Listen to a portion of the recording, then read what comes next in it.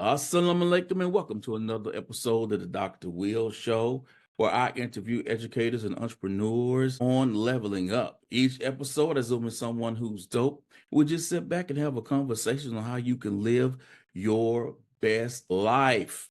Now, you know how I do it here and how I bring on someone, and we're going to sit back. And I have today for you. Now, this guest, again, I found them on LinkedIn, and I started to go on YouTube and check them out on other shows.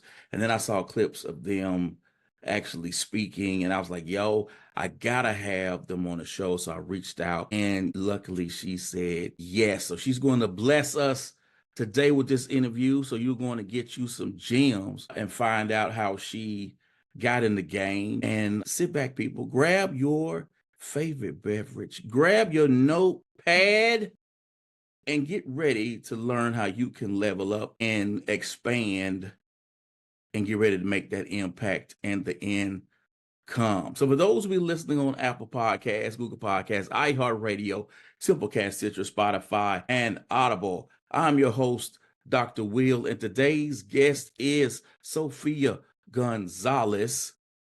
Sophia Speaks. Sophia, will you introduce yourself? Sure. Well, thank you, Dr. Will. I so appreciate you. And the vibe is already high on the show.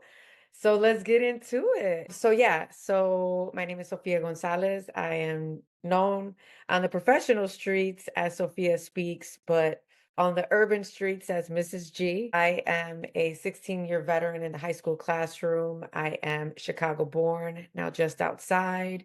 High school English by day and education activism, traveling speaker, consultant, disruptor by night. And I'm just on a journey. I mean, if I could be honest, I just got off of the heels of an incredible weekend. Shout out to Illinois Aspiring Ed and the NEA, the National Education Association, and the IEA. I had to learn all these acronyms, Dr. Will.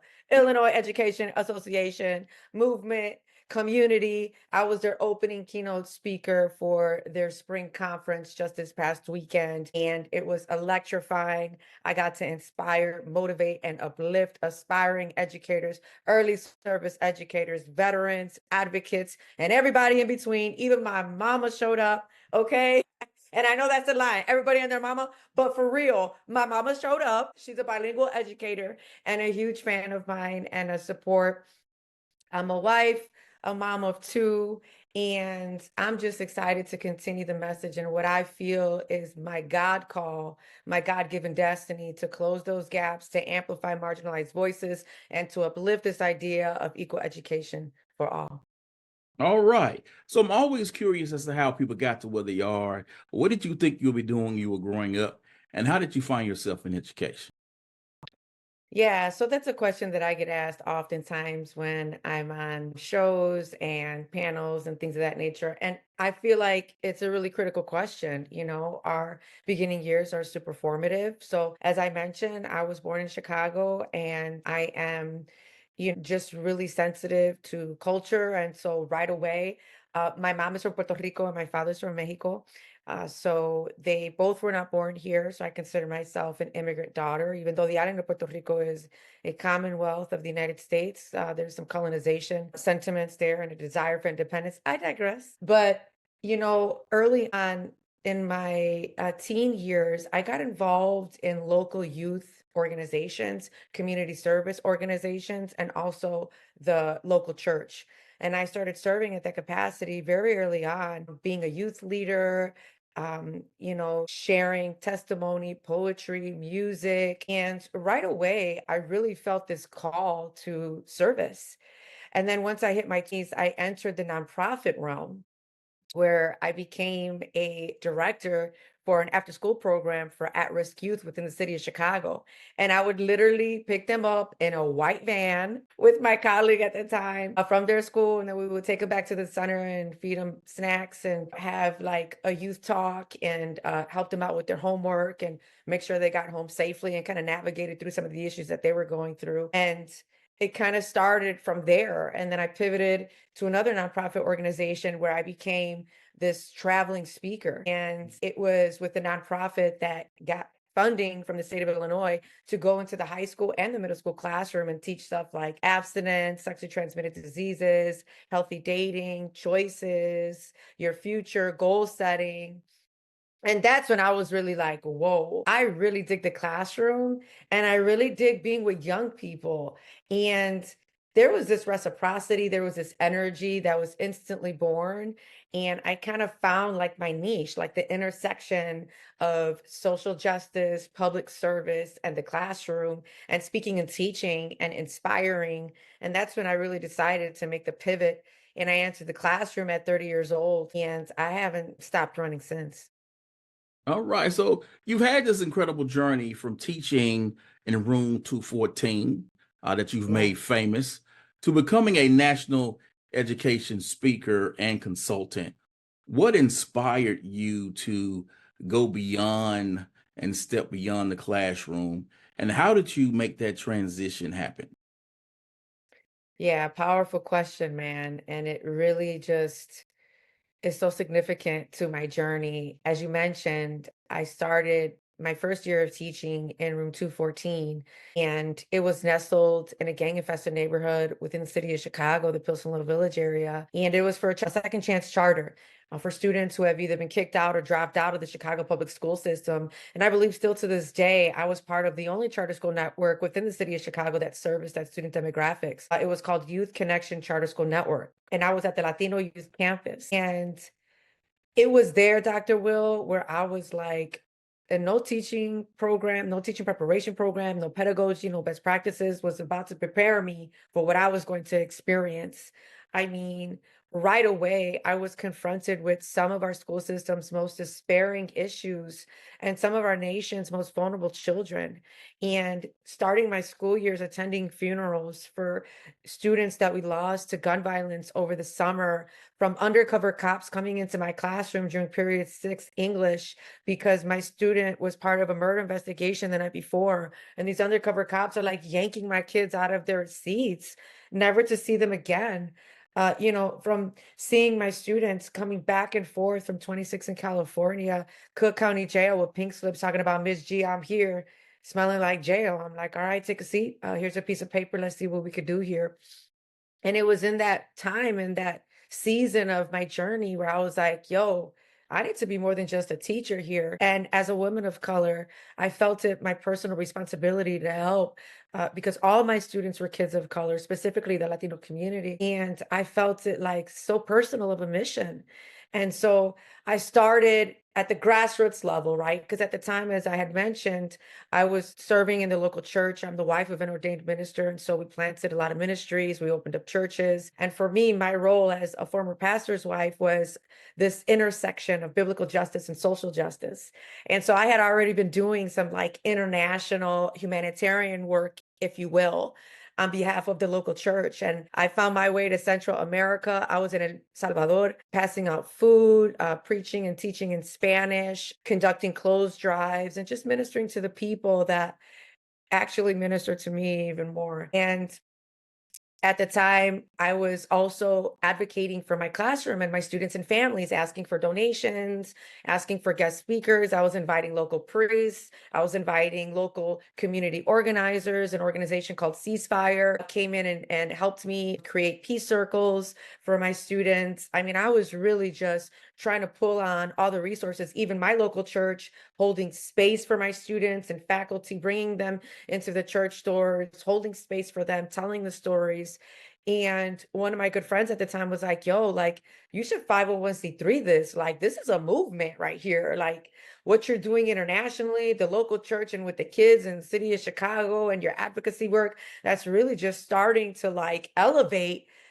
We should really file this with the state of Illinois. And I was like, man, okay. And so that's when Project 214 was born in honor of my first classroom. And at the intersection of all these, pathways of advocacy and justice work that I was working alongside of with a committed team of friends and volunteers at the time. And we went international with it. And I'm like, you know what? Teaching and learning is like an international language. And so I went back to Central America, this time with the team, and we conducted back to school drives. And the whole town, we served a town called Sacacoyo. It's an indigenous town way up in the mountainsides. And they came out like Dr. Will, like they were just like clinging on our every word about education being a fundamental right and not a privilege for the select few, that education is power, that they could do whatever they put their mind to, that they are beautiful, that they are worthy. And it just kind of like took off from there. Like we started receiving grant opportunities and donors. Then we really just started to form this organization at the time with the mission to provide the mission was to promote education, to provide resources, and to provoke social change. And I've always been a speaker, a teacher, you're always on stage. And so that's when it kind of like started to metamorph into the speaking and consulting realm, because then I started to catch the attention of folks, yourself included, right? You know, the power of social media. And folks are like, yo, like come through here with this, because I come in the name of urban education, Title I. Like I come with a very unique message. And the way that I storytell and the way that I package it, I feel really creates space and has created space for what I consider my public ministry. And that's kind of like when Sophia Speaks was born, but what really took it off, and with this we could probably pivot, was in 2019 when I won Teacher of the Year with the National Society of High School Scholars. And I went to Washington, D.C. to give my acceptance speech. And that, Dr. Will, was a speech that I feel like was in the name of my ancestors. Like I felt the anointing on that one. And I came through the back door. Yes, it was a gratitude speech and an acceptance speech, but I took it upon myself to elevate and amplify every issue that has both broken my heart and set it ablaze in the world of education and advocacy and justice. And they were here for it. And from there, that's when I took off. That's when people were like, get this girl in here, get her in. She's real proximate to these issues. We need personal experience as opposed to theory and factual data. She's got the anecdotes. She's got the lived experience. Hell, she's got the vibe. Let's get her in. Do you know what I'm saying? And so it has been a ride and such a blessing, but at the same time, again, it is a calling. It is both a burden and a blessing, and it is something that has metamorphed into literally the call of my life. I'll end with this. When I lost my first student to gun violence, I met his mom in the parking lot, and I share this story wherever I go because it's at the centrality of my call. And I said something to her in the parking lot in that Chicago church that became the thesis statement of my path. I said, Senora, in the name of your son, I don't know with who yet, and I don't know how exactly, and I don't know when, but I know that I'm going to do something about this with my hands, with my heart, with my voice, and with my classroom. And Dr. Willis been over a decade later, and I have not broken my promise. So that's when things really began to elevate for me, and I am committed to it, and I'm here for it. Mm. All right. That's wow.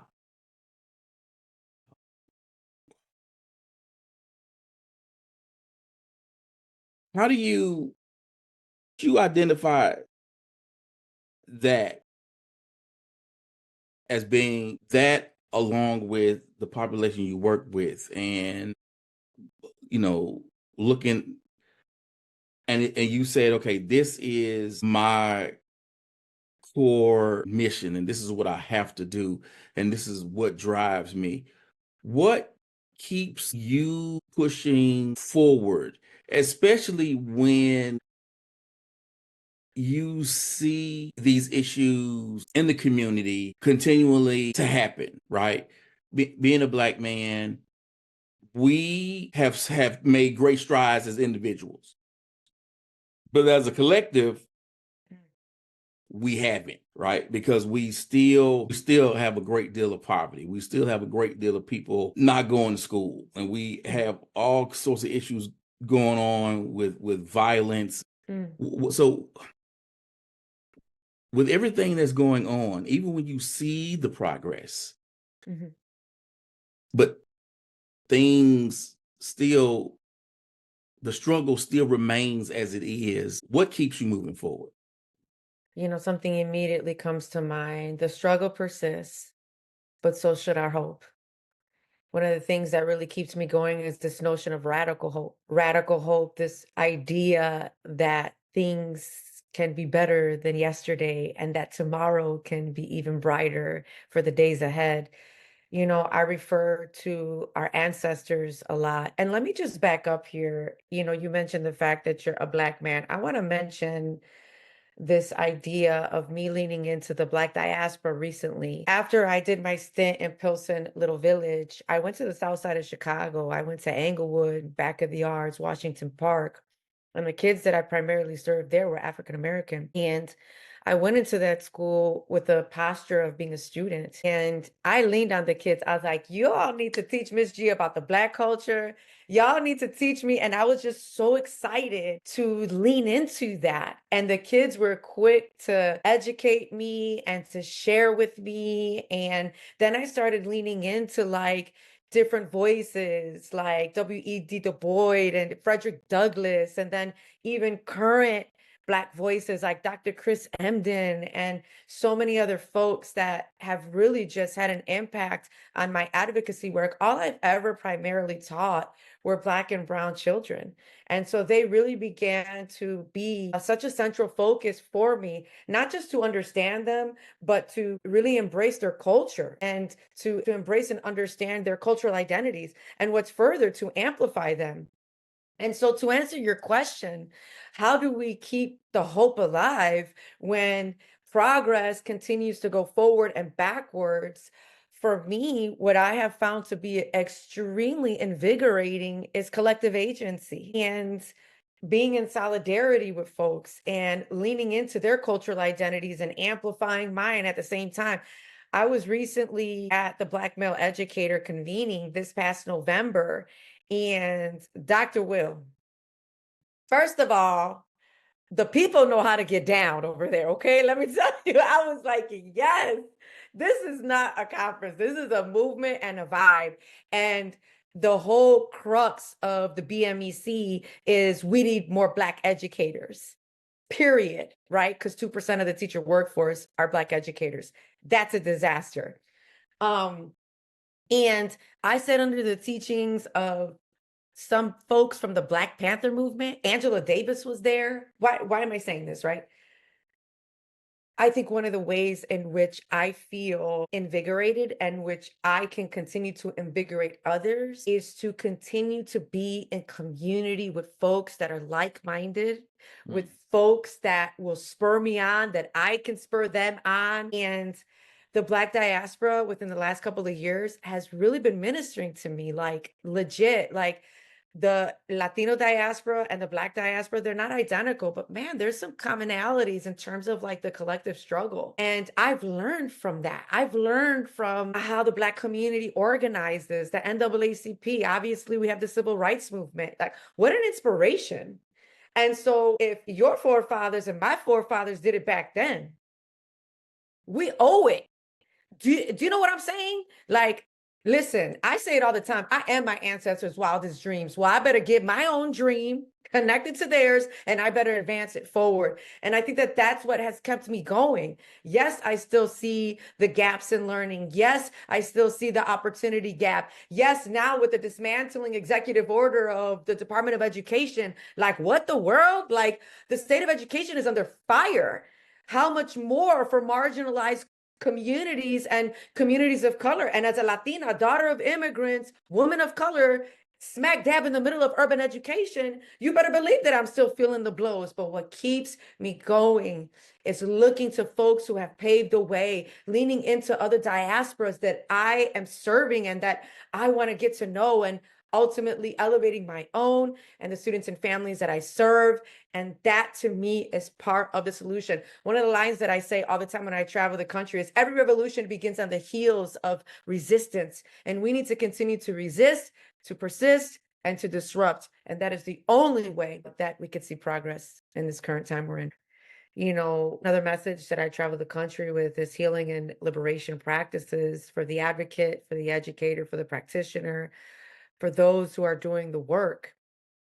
And one of the tools that I offer up is this idea of mirror work and self-realization, actualization, examination, and interrogation.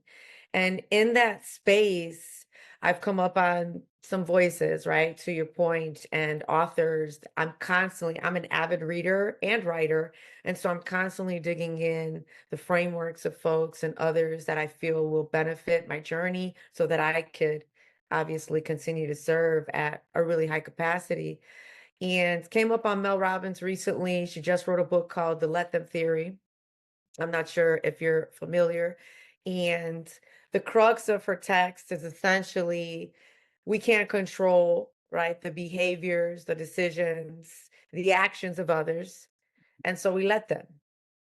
And then she takes it a step further later on in the reading, where then she says, but I challenge you to then say, let me. Let Let me then choose what say I next. Let me then choose where I go next. And that to me was very liberating.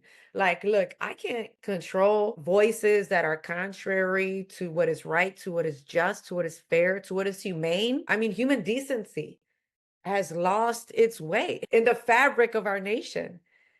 I can't control so much the powers that be that would continue to strip communities of resources that they clearly need in order to thrive.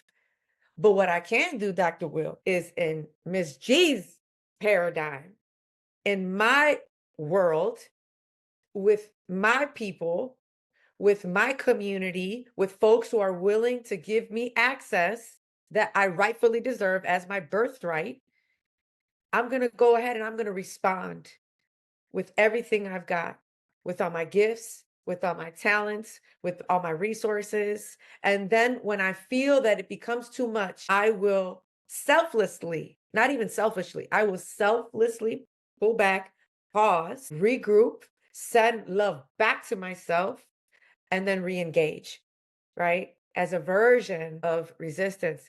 And that's kind of what I've been on right now, Dr. Will. Like, man, every day is a disappointment. It's a national disappointment on so many levels for so many reasons.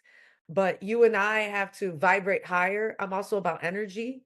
So, this idea of radiating positive energy out into the world, right? Good energy, high energy, clean energy attracts that back onto oneself. And there's also frequencies.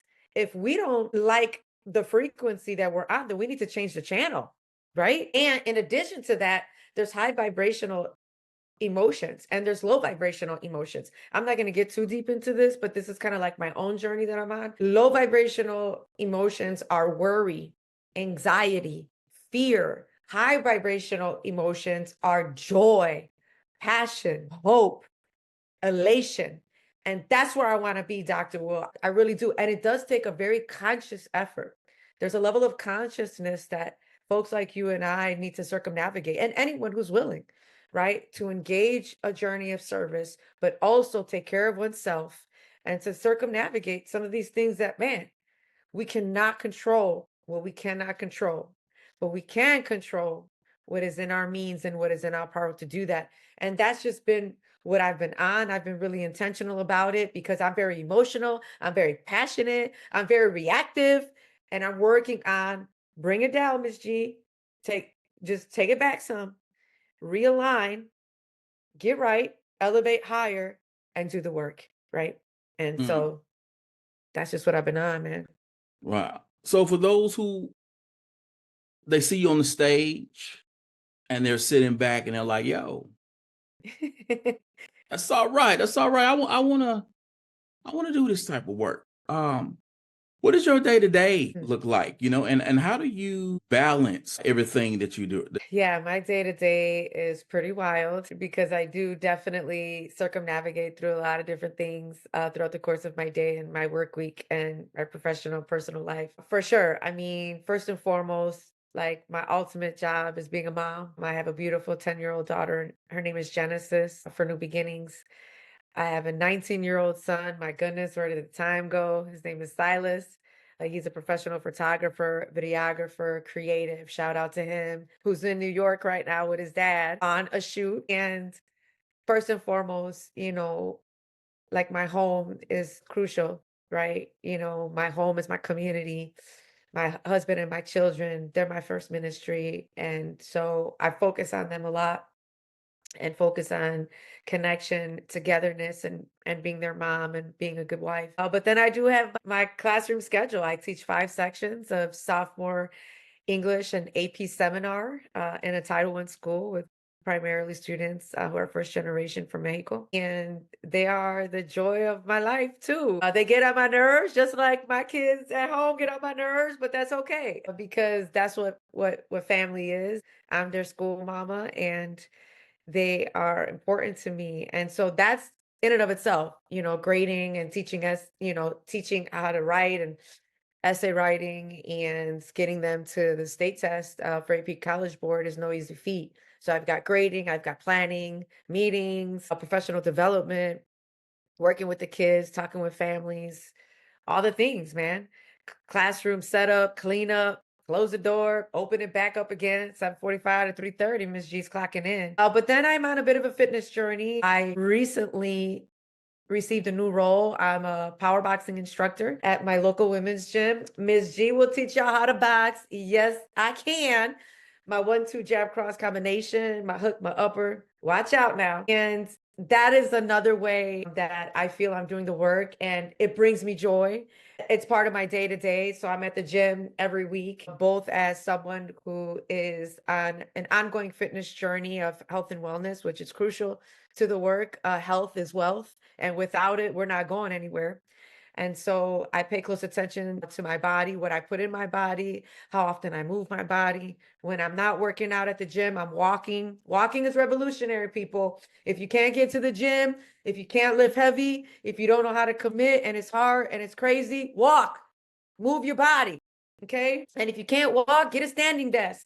I use a standing desk as well. Did you know super quickly that a standing desk long term will decrease obesity, heart disease, and high blood pressure just by standing throughout the course of your day? Wow. These are the things that are part of my day to day. And I am so intentional. And then I do a lot of creative work. I'm writing my first book.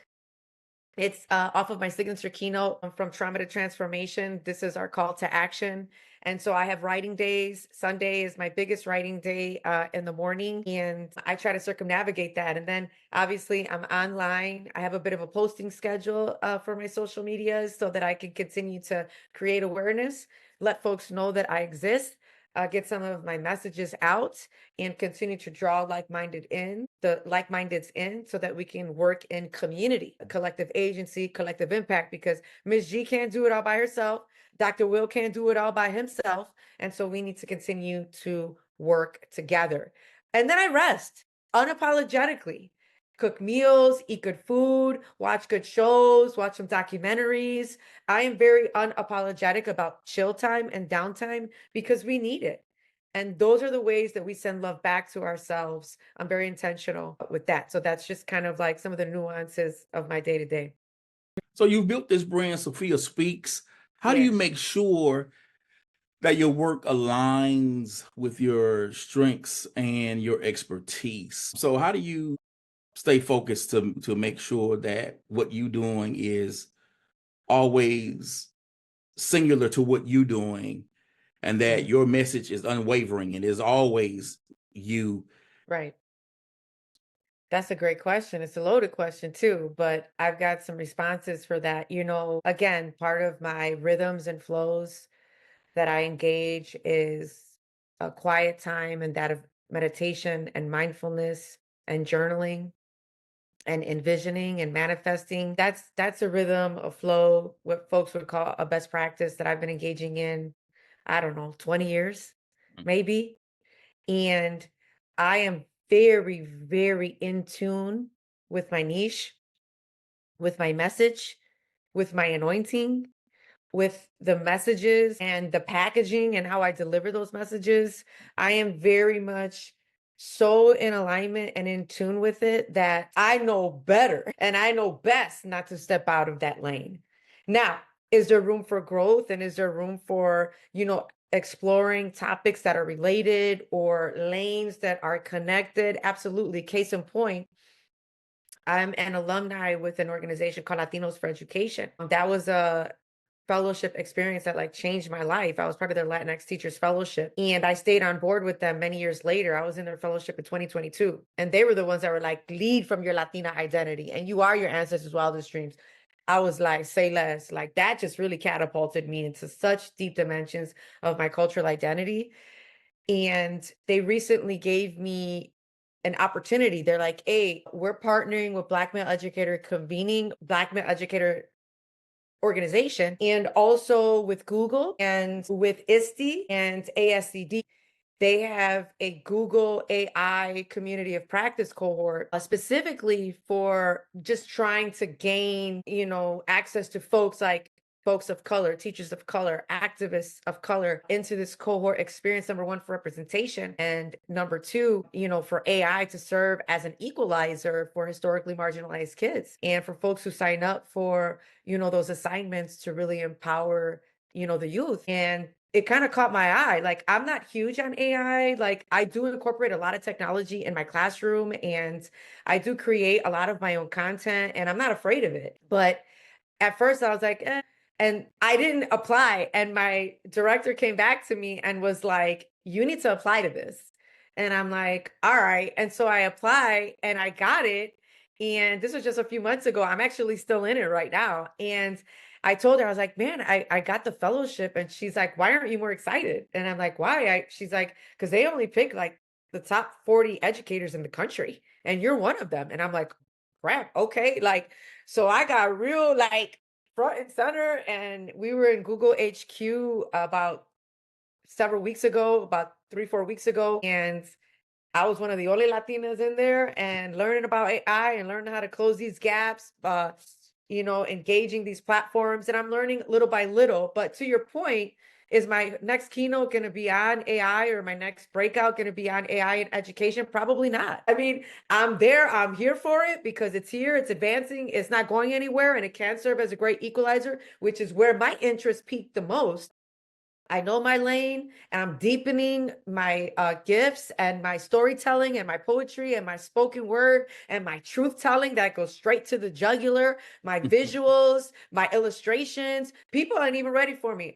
Case in point, and you can throw another question at me, but I'm getting all fired up thinking about this. Just this past weekend, the theme was planting seeds, growing leaders. Guess what Miss G did? I have never seen anybody do this before but me. I brought up a pot of dirt. Yes, I did. A big old pot of dirt. I brought up a desk from my classroom. I had maintenance take it out of my classroom and put it in my car this weekend. I got to bring it back to put on the stage with a chair and my son's laptop to represent students first and at the center. I was throwing dirt. I was putting it in my hands. I was like, we can't starve the seed. I had dirt falling. Like, I was going bananas. And they were like, what is going on here? And I know exactly what's going on. I don't know. This is the way that I package it. And to your point, sorry for the long response, but I'm very passionate and I'm very committed to my communication style, to the messages of my life, to my lived experiences as they have happened, and the lived experiences of the students and families and the folks that I have been able to do life with and to serve alongside. And I'm not deviating from that because guess what? There's not enough of Miss Cheese out there anyways. So why would I want to, do you know what I'm saying? Like, I come in the name of urban education. So I think that my voice is important, and not because so much of my brilliance or my creativity or innovation, although that has a lot to do with it, excuse me, but the importance of it and the urgency of it. And I would encourage folks, obviously there's room for growth and professional development and exploration, but just stay in your lane because your lane could always go deeper. There's levels. And there is nothing better than seeing someone function in their authentic self, unapologetically. And that's where I love to be, in my authentic self. It's messy, it's fiery, it's passionate, just laced with my Latinidad and my ancestors. It's got hood, urban, like it's like a mix. Look, I could be urban and intelligent. I could be poetic and professional. I sit at the intersection of so many dichotomies of thought. Don't play with me. Right. And it's this just unwillingness to stray away from my calling and my refusal to code switch in spaces where I'm probably expected to speak a certain way or to show up a certain way. I'm showing up as myself. And if you didn't want this, then don't invite me. If you wanted, like if you're saying that I'm too much, look for less. Do you know what I'm saying? So, anyways, that's just my response to that. Oh, I That's hear you. it. I hear you. I hear you. I hear you. I hear you. You know, another thing that I have found with folks who get in this, because educators normally are very giving and don't, of course, none of us go into this field because we are seeking a payday. They struggle with putting a value on their expertise in terms of putting a dollar amount to it. How did you go about navigating your pricing? And what advice do you have for educators who are looking to set? I don't even know if fair pricing is the question, because fair could mean that you are devaluing what you are doing. Let's just say market rates, or you getting paid your worth. Sure. Excellent question. I mean, and it requires like full transparency. When I first started seeing that being taken more seriously in the speaker realm and the speaker circuit as it relates to education equity, as it relates to EDU equity and professional development and conferences and the like, I started to ask some folks in my network of, friends and fellow speakers that were coming up at the same time as me, or folks that I was bumping into and meeting up at conferences and, webinars and breakouts and all of that. And I started asking them hard questions. And, backstage, so to speak, I'm like, if you don't mind me asking, how did you start to develop your one pager or your website or your rates? Like I started to really inquire with folks who are doing it and we're doing it well and we're operating at such a capacity. And I respected their work and I respected their, delivery and their heart. And they started giving me price points. And then I started to calculate, okay, well, this individual has been speaking in the education realm for 5 years, and this person has landed a TED Talk. And so then I started to gauge and base where I wanted to start my rates off of that. Now, mind you, I'm still struggling with the wage gap as a woman of color in kind of like a male dominated space. The wage gap is pretty real in terms of gender. And that to me has kind of been unsettling because I've seen some folks where, and they're not my friends, but I just, see them and they're standing behind podiums and with the PowerPoint, and I come up on their pricing on their website and they're like 35K a keynote. I'm like 35,000 and you're over here clicking a clicker with a PowerPoint and you didn't move from the podium. Bump that. I asked for the podium to be moved or I'm going to run into it. Do you know what I'm saying? And I need a lapel mic. I need my hands free so I can give full expression. I'll blow the roof off of that place. And not because I'm like off the rafters, like conceited, but because I know that that's my anointing. I know that as soon as I step on that stage, it becomes holy ground. And so I started to kind of like engage in a bit of like some inner tension, if I could be transparent with your listeners.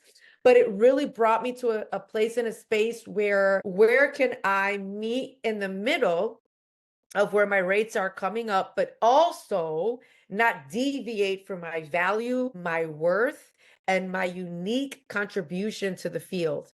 And that's where I started to like live as it related to rates, as it related to pricing, as it related to how I wanted to navigate this space professionally. I recently just hired a good friend of mine to rebrand me. You mentioned Project 214. This has been a year of surrender and loss for me as well. I recently had to fold the organization. as a nonprofit. It's no longer registered with the state of Illinois. It's no longer an official nonprofit with the 501(c)(3). But guess what happened? Look at God, Dr. Will. Look at God. Watch this. I am vice president for LULAC, which is a Latino advocacy organization. I know you know LULAC. It has like a 90-something year history on advocacy for the Latino community. Powerhouse organization. And I was recruited to be vice president for our Illinois Council 5238. And I presented Project 214 as an initiative because I'm like, look, she's dying. And I can't sustain this. I can't sustain this financially. I can't sustain this with a volunteer base. They all resigned. I have no board of directors. And my Sophia Speaks is really starting to elevate. And they're like, we'll take it in as an initiative of LULAC. So Project 214 still lives on, but now it's an initiative of LULAC. And now LULAC falls under what I'm soon going to LLC, Sophia Speaks. And then through Sophia Speaks registered, I will be able to pursue future grants and to get the write-offs that I need, because man, am I putting in for these speaking events. Some of them don't even pay us. But if you're willing to go, you have to send yourself. And so I've sent myself to a few spaces and places that I felt could really benefit from my presence, and I could benefit from theirs. And so to answer your question, that's kind of been some of the moves that I've been making and some of the choices that I've been making as it relates to my worth, my value, my rates, and what I choose to do with my projects, my initiatives, in order to keep them going. You ain't out here speaking for free. No, I am not out here speaking for free. No, I am not. Okay. Woo. But just so that folks know, let's just keep it real. Do you want me to keep it real here? Go ahead. Okay. Now, in the realm of education equity, in the world of education, these conferences, the breakouts specifically. Okay. So listen, if you're a frontliner, if you're opening keynote or closing keynote, your rates apply. Okay. And for me, my rates apply plus travel, accommodation, down to my Ubers. You guys are taking me to the airport, from the airport to the hotel, from the hotel to the conference. I'm your opening keynote. Don't play with me. Okay. And these are my rates, and you know I'm coming through. You see my resume, you saw my videos, you read my proposal. I'm the real deal. Okay.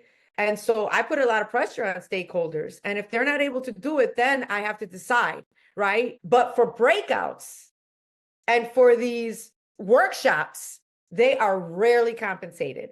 Let me tell you, they expect you to do it for free.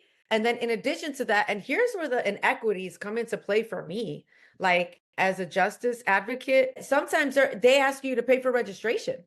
And I'm like, man, this is like, I have a problem with this. It's problematic. Yes. And so I have turned down, Dr. Will, many of workshops, many of breakouts, because I literally couldn't afford it. I'm like, you're going to ask me to fly myself to a different state. I'm not even opening keynote or closing. Then I'm going to put on this hour-long professional development workshop, fully loaded with interactives, mindfulness, videos, pairing and sharing, class participation. I even created stickers for them to take away with, like all these resources, my heart, you get to hang out with Ms. G for an hour, like, and for free. And so I have, turned plenty of those down, because at this point, and I've gotten lots of DMs like, hey man, we want you to come out. First thing I ask, tell me your budget. What is your budget for this event? And that's how I start conversations now. And they're like, well, we're only able to give the keynote 1,000 or 2,000. And I'm like, okay, what does travel look like? Any accommodations, registration? Do you cover that for the keynote? Like I get very direct, because I've already paid my dues. I have in the past given full blown ass keynotes for free. And I have worked weeks on those messages. Weeks. I have memorized them. I don't even use notes. I memorize it. That's how committed I am to these events and to these experiences. I just don't open and close conferences just to be part of, an agenda. You will have an experience with me. Why? Because the work is that urgent. Why? Because this is my anointing. Why? Because this is my delivery. And so, yes, That's how I navigate it. And with every year, my rates go up. My rates go up. My workshop rates go up by 500 and my keynotes go up by 1,000 every year, because every year that goes by, Miss G has already traveled. Miss G has already had so many other conferences, keynotes, workshops, webinars, online panels, podcasts. Like, I'm running a podcast right now with Fulbright. As a Fulbright, I'm a Fulbright scholar with the US Department of State. And so, to your point, yes, it is difficult, because there are moments where you're like, let me do this organization a solid, because they're really working with, for example, migrant communities, immigrant communities, communities of color. Like, obviously, I believe also that what you sow into this realm, you shall reap. It does come back around. Whenever I offer gifts of my services, they always come back around double and twofold. But I am getting more and more particular about those events and my willingness to give my services for free, because to me it's heart work. And at this point, I've already paid a lot of my dues right now, and I need to get to the next level because this work is very expensive and it's going to get harder and harder for me to do it for free. Yeah. Mm, okay. I got you. I tell folks, be reasonable, but no free. If you know what I'm saying? Like, if you feel it in your heart, Right. do a discount, but don't do it for the free. Because one, you don't want that to get in, Mm, you right. You right. and you don't want that you don't want that to get in the streets. Because you don't want that in the streets. Especially when I know there are other people out there, and I'm not gonna name their names, but they don't have my shade. That's right. And you wouldn't go to them that way. That's right. That's right. I was so about to say that. Like, what's the messaging to our more privileged counterparts? What's the messaging? Like, would they come up to a white male and be like, "We expect you to do this for free"? Let's just put it out there. I mean, honestly, like, I get it, and I know, and there's such a heart tension because our hearts are in the right place, and we long to serve our communities, and we long to advance the call and the mission, and we long to be part of the solution. But I think this is something that we need to continue to grapple with, moving away from imposter syndrome, moving away from diminishing and diluting our worth. And hey, these are, at the end of the day, it's our hard work, but they're also services. We do the research, we create the messaging, we put the work in. And these are essentially our products that are embedded in our life's work. So very personal, very meaningful, and very quality, because we wouldn't want to give anything less. You mentioned going through a rebrand, Mhm. um, and I like the Sophia Speaks. Thank you. You're welcome. How did you go about developing your brand and going through this rebrand, because your personal story is so deeply woven into your brand? How did you go about crafting that brand identity and going through the process of selecting your logo and creating your digital content and these things you use to amplify your message? Because again, like I've seen these clips that you release and things that you post. I've also looked at different podcasts that you've been on. So how do you figure out which of these that you're going to be on? Because again, each one that you're on, not only are you attaching yourself to that podcast in a way, but that is another opportunity to get your message out. So when you are thinking about this thing called a brand, how did you sit down and figure out what Sophia Speaks means and is going to mean to your target audience? Yeah, that's such a great question. And again, like, I am right in the middle of my rebrand. I'm set to relaunch my website in just a few weeks. And so I'm literally like rebranding my logo, I'm rebranding my website, I'm merging Project 2's website into my website. I mean, there's just like a lot. I'm rebranding, I'm recreating my logo. And so there's just like a lot going on. I mean, first and foremost, I really love this idea of Sophia Speaks, though it's not completely uncommon, but I love Sophia Speaks because for me, silence is not an option. And so it wasn't just a play on like alliteration, SS, Sophia Speaks, but there was like such deep meaning to that. And then in addition to that, some of the content or the content that I put out, I try to put it out as soon after as the event or the experience took place, because I know that folks have just followed me. They would have followed me on social media. They would have checked out my LinkedIn because you get notifications on all this, right? And so I know that I have to be strategic and to post content, clips, and reels that are very close after the event because the excitement is still there and they're following this new speaker like, whoa, like what's happening here? Who's Miss G? Who's Sophia? And they're very curious about me after I leave their event experience because of obviously my unique delivery and my unapology as it relates to my message. And so that's one of the ways in which I do that. I'm fortunate to have a husband and a son that are professional videographers, photographers, cinematographers. And so they help me with a lot of my content. So I get like a lot of professional headshots. I get reels that are professionally done with a creative spin because my son has a very like youthful, cinematic, vintage, nostalgic eye as like his vibe for his storytelling through the camera, through the lens. So I get to take advantage of that. And I'm constantly begging my boys. I'm like, okay, you're going to this event for me, right? And you're going to take video. I need pictures. So I'll shoot an iPhone. You take the pictures. And Silas, you take the video. And in some events, it works where our schedules are aligned. Sometimes it doesn't. So then I ask questions to the events planners. I'm like, are you guys hiring a professional photographer? And if that be the case, I would like some of my images that will be taken of me when I'm on stage or when I'm in breakout or when I'm interacting with the people. And I'm bold enough to ask that because y'all bold enough to ask me to come out. So like, I'm going to ask because content is important. So that's one way that folks can, continue to get what they're worth after they give of their services.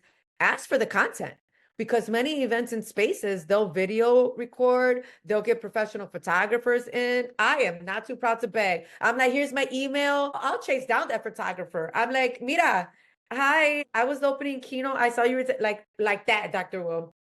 Um, and then I do have this brand where I create like my own graphic tees that kind of have like messaging. So like sometimes and many times the things that I wear, they coalesce with my messaging as part of my brand. So for example, this past weekend, I created a t-shirt that said Maestra G, and the G was in like the superhero triangle, right? And I played off of that over the weekend. I'm like, this is my shirt, Maestra G. I don't consider myself a superhero because we are human as educators and activists, but I consider teaching and preaching and advocacy as my superpower. Maestra G, Miss G to you.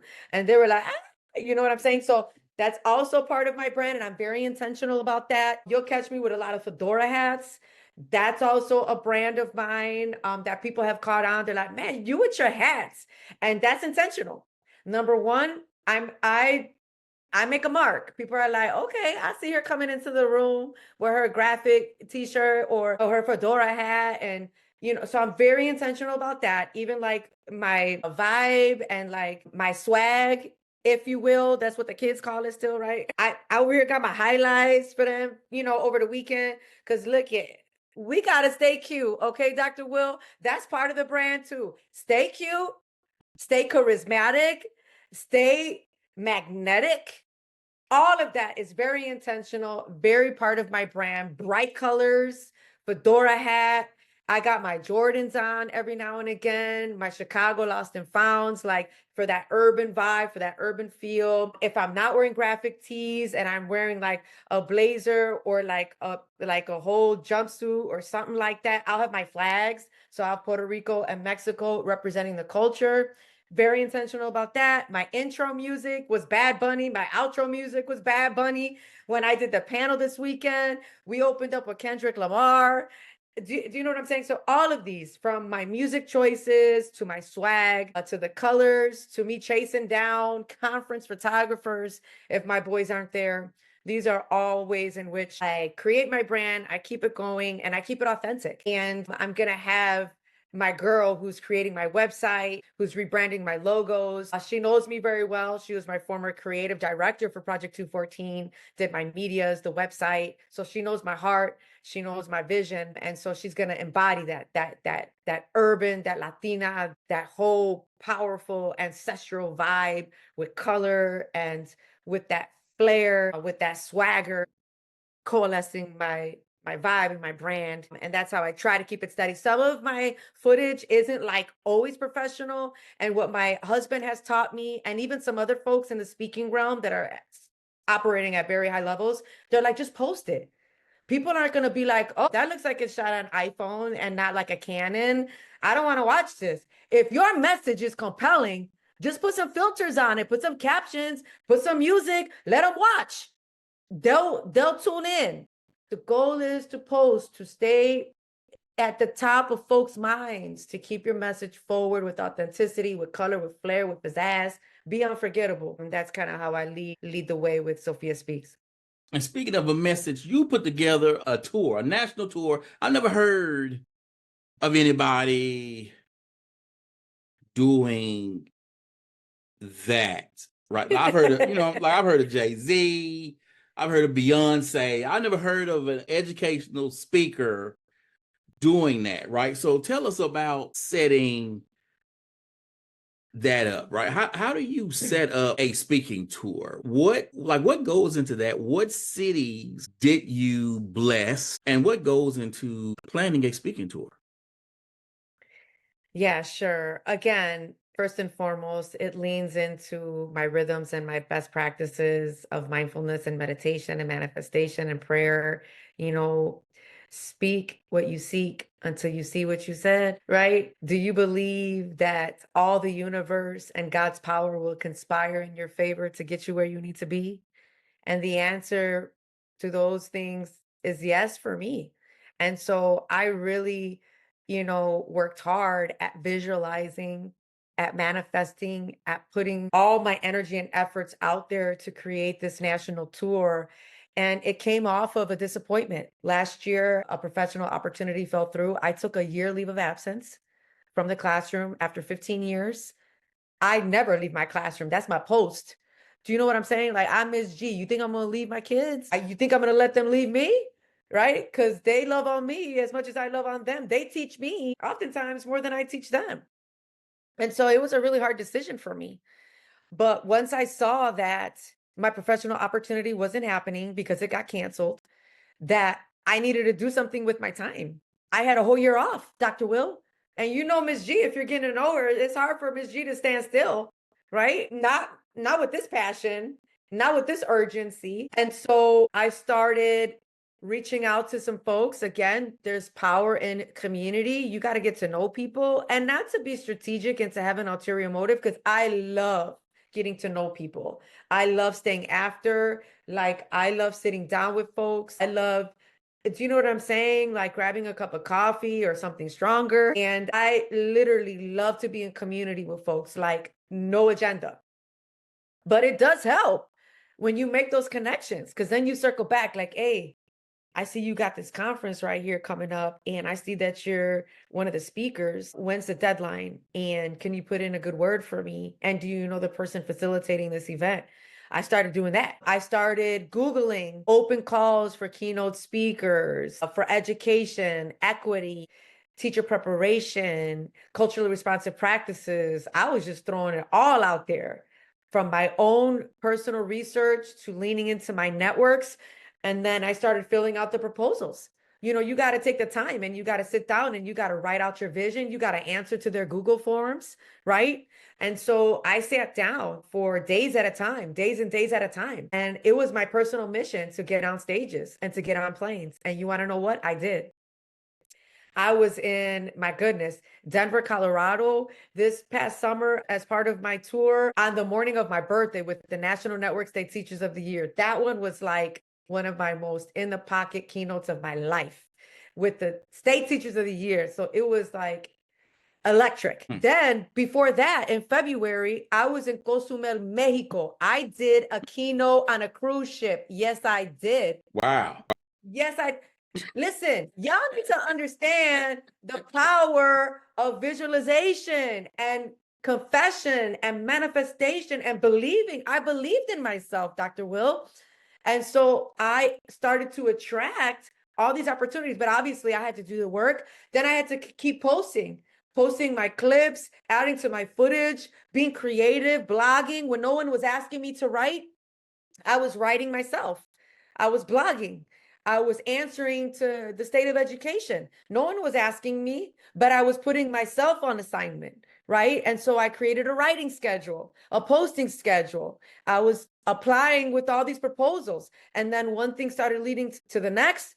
Then I was in Washington, D.C. Man, then I was in Kansas City. I mean, I went all over the place, and it was literally one of the most incredible years of my life. And it was out of disappointment too, but out of that oftentimes comes destiny. And now this year, I have to really be selective because folks are asking of me. I'm reaching out to folks during my school year. So I'm kind of like navigating, hoping that it'll land on a weekend. I'll take a personal day here, a personal day there. And you just keep the momentum going, right? And you give your best yes and your best no, right? But those are some of the things that I did. I was very intentional, and ultimately, and at the end of the day, Dr. Will, it takes a lot of intentionality, but it also takes a lot of belief in yourself. And then while I wasn't on tour, I was honing my craft, honing my craft. I was writing, I was rehearsing, I was building and revising my slide decks. I was creating videos with my husband and my son that I knew would one day be of use for this keynote or that keynote. I'm making footage, I'm creating footage for events and spaces in advance. How about that? Because I'm that confident in my calling and in my niche and in the different directions that it can go creatively, because I'm a creative, I'm a visionary, I'm a poet, I'm a communicator. So this is my jam. I live for this. I do this without being asked. And I think that that's what has really drawn a lot of folks. They're like, this girl's willing to do it just because. Let's hire her. Let's get her in the room and let's set her up for success. Wow. This has been okay. Wow.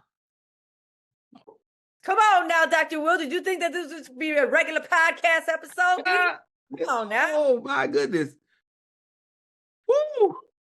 Can you feel it? Can you feel it through the screen? Come on. Energy is energy, man. Wow, this has been one of those things. Now, whoa. Now, before we go, there's going to be educators out there who they've been wanting to do this, right? Now, I remember sitting at ISTE, and I think I was in Philadelphia. And I had done some consulting before Philadelphia, but I remember being in the session. I was in this big old room, and the lady was sitting up there, and I'm looking at what she was doing, and I was like, this woman ain't no unicorn. Now, I mean, I'm not saying she wasn't good at what she was doing, but I'm like, she ain't no, she wasn't a unicorn. I was like, there's no reason why I can't do this. Right. Right. So I'm like, well, I got this. I'm gonna keep on doing this thing. Good. So for those people who are sitting at that conference and they see someone, they say, yep, I can do this. Or they've been speaking at conferences and they get that tap on the shoulder and they're told, hey, you want to come speak over here? You want to do this? And they don't know where to start. They don't know how to start. What is your advice to them to get started? And what is that one thing that they have to get right? Sure. So first thing is they have to be clear on their mission. I mean, without the mission and the vision, the people perish. I mean, that's the fundamentals of great leadership, right? And communication. You've got to get clear on your vision. What is it that you want to deliver? What problem are you trying to solve? And where and how does that align with your expertise, your giftings, your talents, and your heart? That's right off the cuff. If you don't have that right, if you're confused on that or are unclear of how to communicate that, then we cannot expect the people to understand where we're coming from and how to elevate our work. Period, point blank, full stop. You need a mission, you need a vision, and you need to understand your messaging and what problem you're trying to solve. Period. Then after that, I would recommend and suggest to go into just your basic tools, right? That really communicate who you are to the public audience. Number one is that one pager. Every speaker, I feel, in my opinion, needs a good one pager and needs one visual where the people can refer to it and say, okay, I know what Dr. Will is about. These are Dr. Will's topics. This is his level of expertise. This is a little bit on his bio. Here's some testimonials. And here's even some links where I could check out some of his work. Even if you're starting out and you only have just a little bit of content, that's enough for someone to just hear your heart, to hear your voice, to see your delivery, the way you package information, and ultimately what the heck you're talking about, right? I think that that's crucial for folks to do that. And what I've learned right away is to utilize technology. I was asked maybe about 5 or 6 times for my business card. I use a digital business card through an app called Blink, BLINQ. And it is like the bomb. I mean, they get it right off of their phone. They could import my contact information in their contacts. I also use Linktree. Linktree is a great tool that I not only connect to my business card, but I connect to my link in bio and Instagram and Twitter, where it's just exactly what it is, a link tree. And I work very hard at compiling all my stuff so that people can see it right away. Here are all Miss G's podcast appearances. Here are her article features. Here's her blog. Here's her website. Here's a few YouTube videos. Here's where she hosted a whole series, Ask an Educator, blah, all in a row. Don't make the people dig and work to find out who you are and what you've been on. Make it easy for them. And by the way, those two tech tools that I just mentioned are free. Blink is free, and so is Linktree. And so if you really want to take it a step further, then build a website.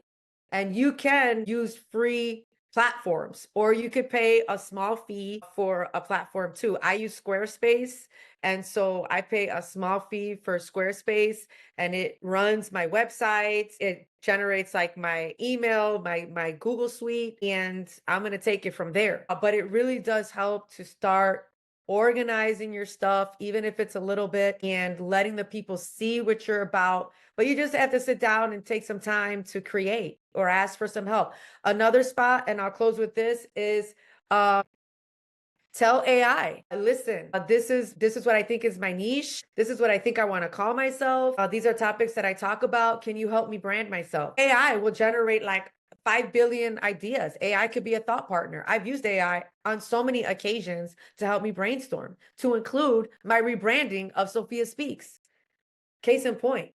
So those are some immediate thoughts for those who really want to get started in the space. That's all right. That's all right. Sophia, thank you for coming on the show. Es mi placer. Es mi honor. Again, Sophia, for coming on the show. I appreciate it, for blessing us with your gems. I love to be here. I love to do it. And in the words of the late John Lewis, who I quote all the time, never ever be afraid to make some noise and get into some good what, Dr. Will? Trouble. Good trouble, baby. Come on. All right. Now, people, you know how I do this. This podcast episode is going to be on Apple Podcast, Google Podcast, iHeartRadio, Simplecast, man, iHeartRadio, Audible, the whole likes. I need you to share with your network. And though I'm on all of these podcasts. I'm trying to grow an Apple podcast, so I need you to listen because they do check that out. And I need you to give me some reviews, give me some stars, people, and share. All right, do this because I'm trying to get Oprah on the show because I want her to know that we're doing big things around here. Again, I'd like to thank my guest, Sofia Gonzalez, for coming on and dropping so many gems. For you, for checking out another episode of the Dr. Will Show, the mobile university for entrepreneurs. As always, people, invest in you. EDU.